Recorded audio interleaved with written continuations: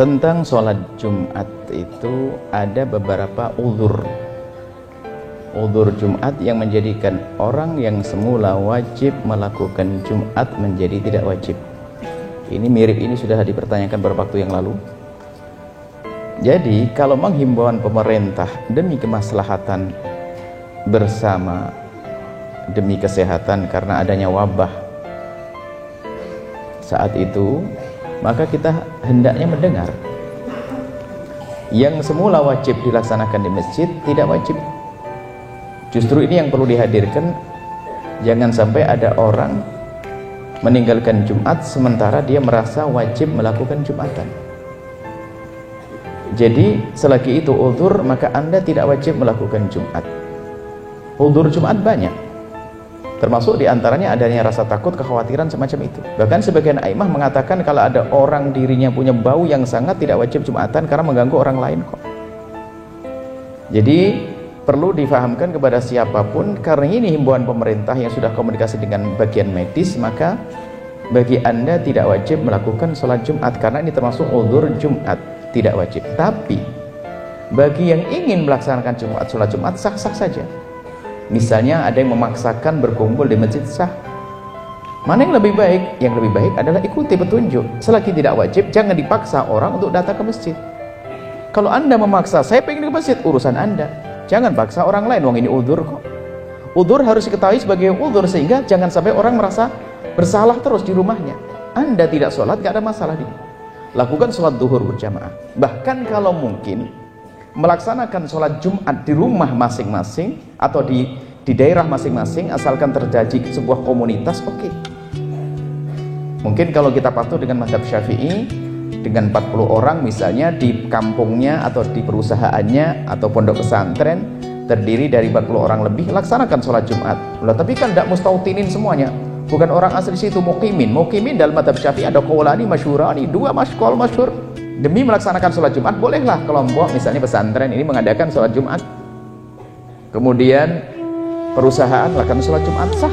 Dalam keadaan semacam ini khususnya mengambil pendapat lemah dalam mazhab Syafi'i, karena ini justru untuk melaksanakan sebuah amalan, bukan meninggalkan. Akan tetapi ini yang perlu ditekankan, jika tidak melaksanakan sholat Jumat, cukup sholat duhur di rumah masing-masing. Karena adanya keadaan semacam ini, dia tidak dosa. Ini yang harus dipahamkan. Selagi tidak wajib, jangan katakan kepada orang wajib, kasihan. Dan tidak perlu kita menyuruh lebih baik ke masjid sehingga orang harus ke masjid, malah tidak diperkenankan kalau mewajibkan orang ke masjid sholat Jumat. Sementara ini uzur. Mewajibkan yang tidak wajib malah membahayakan orang, menjadikan orang pergi ke masjid dengan was-was, dengan rasa takut, karena ini adalah uzur. Kemudian tadi ada banyak sekali pertanyaannya, masalah apa tadi? Ada kalau mengadakan di rumah boleh. Dalam mazhab Syafi'i terdiri 40 mustautini. Kalau tidak mustautini, mukimin sudah cukup. Bahkan sebagian a'immah kurang dari itu pun boleh, seperti mazhab Malik.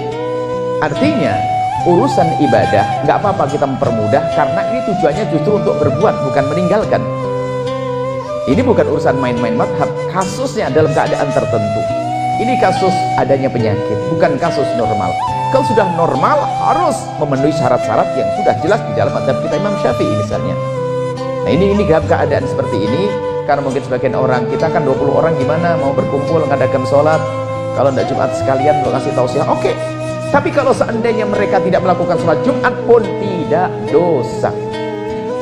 Karena apa? Memang dihimbau untuk tidak banyak berkumpul-kumpul seperti semacam itu. Ini kemudian jika melaksanakan sholat berjamaah nanti dengan renggang-renggang, memang aturan barisan itu adalah rapat begitu, mendempet. Tersu, maksudnya tersuah. Jadi kalian rapatkan dan lurus di dalam barisan. Itu adalah memang aturan kesempurnaan dalam sholat berjamaah. Ini adalah termasuk sunnah Nabi yang sering ditinggalkan. Nabi menghimbau, bahkan Nabi kalau mengatur barisan itu sampai seperti ngatur barisan.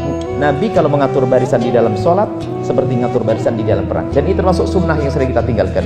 Dalam bukan keadaan darurat sholatnya atau renggang-renggang, kita rapat. Ini kita merapatkan barisan.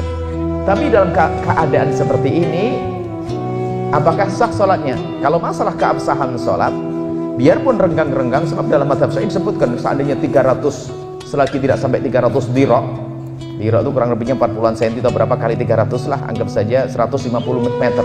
Selagi di luar masjid itu jaraknya tidak lebih dari 150 meter kurang lebihnya, maka masih sah. Ini kan keabsahan. Kalau di masjid imamnya di mihrab depan, makmumnya di belakang, jauhnya 1 kilo, tetap sah. Cuman tidak mendapatkan pahala berjamaah kalau normal keadaannya. Tapi kalau dalam keadaan himbauan dari medis harus menjaga jarak, ikuti, dan pahala jamaah tetap didapat.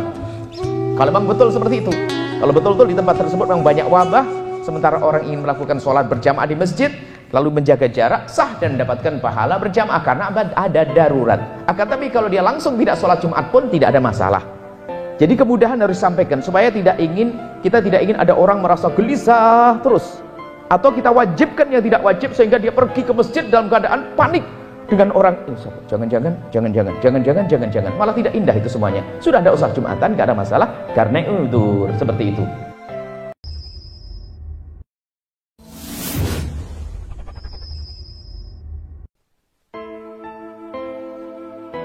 Apakah boleh mengganti sholat Jumat dengan sholat zuhur 4 rakaat? Bagaimana hukumnya? Mengganti sholat Jumat dibolehkan dengan sholat zuhur jika memang tidak memungkinkan menunaikan sholat Jumat secara hukum syar'i. Misal, Anda dalam perjalanan safar, Anda dalam kesulitan yang tidak memungkinkan menunaikan sholat Jumat, maka Anda dibolehkan, bahkan diwajibkan mengganti Jumatnya dengan menunaikan sholat zuhurnya. Tunaikan 4 rakaat, hukumnya sah. Sah hukumnya. Nabi SAW dalam safarnya tidak menunaikan sholat Jumat, yang beliau tunaikan sholat zuhurnya. Atau Anda dalam kesulitan misalnya, dalam keadaan khauf, kesulitan, ada ketakutan, ada kena bencana, tidak bisa keluar, nggak bisa ke masjid, ada kena banjir, ada badai, ada dingin yang sangat luar biasa, nggak bisa Anda ke masjid misalnya, Anda tunaikan sholat zuhur di rumah sebagai ganti sholat zuhurnya, sah dilakukan. Ya. Tapi mohon maaf, kalau urusannya kembali kepada pekerjaan yang menjadikan Anda tidak bisa Jumat lagi, saran saya, sambil bekerja sekarang, cari pekerjaan lain yang bisa memudahkan Anda sholat Jumat. Sekali lagi, rizki Anda sudah diatur oleh Allah. Jangan takut kehilangan rizki. Hadisnya sahih, sebelum Anda meninggal, semua rizki Anda akan diberikan kepada Anda. Anda sholat, Anda tidak sholat, rizki Anda diberikan. Tapi celakanya kalau Anda tidak sholat, maaf, Anda tidak sholat, akhirat Anda belum terjamin. Rizki Anda sudah dijamin, tapi surga Anda belum dijamin. Orang tidak sholat, dapat rizki. Anda sholat, dapat rizki. Tapi persoalannya, yang sholat dapat surga, yang tidak sholat, belum jelas surganya. Anda tinggal pilih saja. Mana pilihannya? Miskin dunia, kaya akhirat, atau kaya dunia, miskin akhirat? 1 atau 2? 3. Kaya dunia, kaya? Iya. Luar biasa.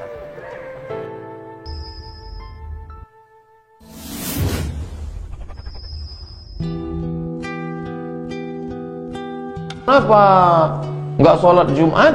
Kenapa nggak sholat berjamaah? Sholat Jumat, sholat berjamaah mencari fadilah, keutamaan, manfaat. Tapi di sana ada mudarat.